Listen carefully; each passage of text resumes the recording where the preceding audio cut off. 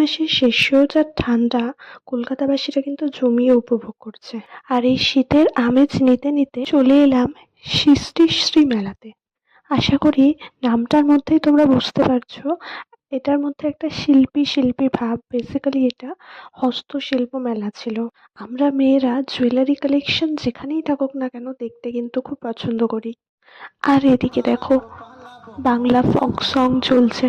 তন্ময় বিশ্বাস সারেগামাপার জনপ্রিয় সিঙ্গারের মধ্যে একজন।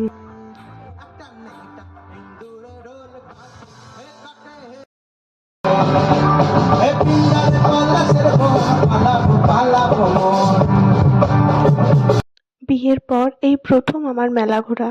বেরিয়েই দেখলাম একটা জায়গায় ভুট্টা শেখা হচ্ছে, আর নিয়ে নিলাম আমি একটা গরম গরম ভুট্টা। তোমরাও জানিও এরকম মেলায় এসে ভুট্টা খেতে কার কার ভালো লাগে। সো এটাই ছিল আজকের আমার ছোট্ট একটা মিনি ব্লগ। ভালো লাগলে একটা